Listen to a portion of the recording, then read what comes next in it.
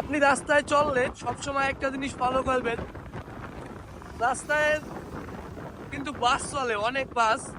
আর বাসগুলো অনেক সময় আপনাকে যেন চাপাইয়ে না দেয় এবং আপনি আপনার জীবনে কোনো বিপদ না আসুক। রাস্তায় চললে সবসময় ফলো করবেন যেন রাস্তায় কখনো কোনো দুর্ঘটনা না হয়। আর সবসময় সেফটি ভাবে বাইক চালাইবেন, গ্লোভস, হেলমেট।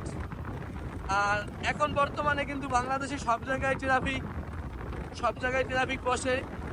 আপনার গাড়ির পেপারস এবং ড্রাইভিং লাইসেন্স আর অবশ্যই হেলমেট পরবেন।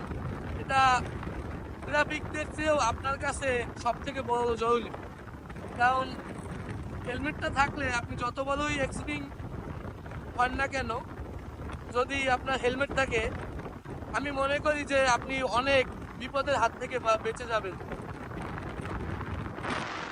কি একটা সঠিক একটা ছোট খাল আছে, খালটা অনেক সুন্দর। ওই খালে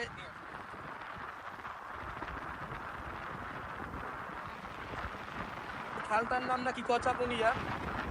আমার ভাই আবার ছোট ভাই মাঝে মাঝে এদিকে আসে, ও আড্ডা আড্ডা দেয়, এই জায়গা ভালোই লাগে। এখন পটুয়াখালী সদর উপজেলার ভিতরে। পটুয়াখালী সদর উপজেলাটা তো সবাই, দুমকি উপজেলা থেকে তো পটুয়াখালী সদর উপজেলা। এই স্কুলটা অনেক সুন্দর লাগে। স্কুলটা একতলা, দুইতলা, তিনতলা, চারতলা, পাঁচতলাই বলা যায়। নিচে এটা এটা বদরপুর মাধ্যমিক বিদ্যালয়।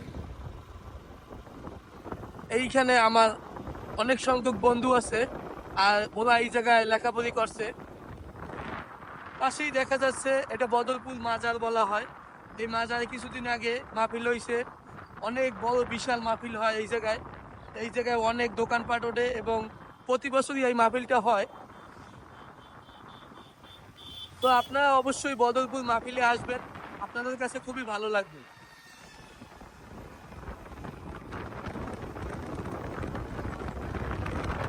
প্রত্যেকটা ছেলের কাছে বাইক এতটা গুরুত্বপূর্ণ,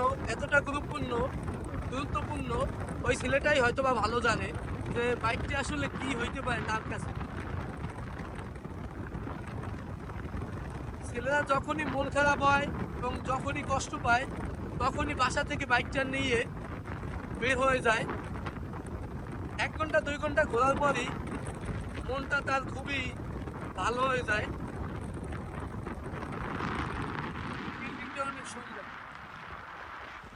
আটটা অনেক সুন্দরভাবে করা হয়েছে। বিল্ডিংটার নিচে অফিস ভাড়া হবে।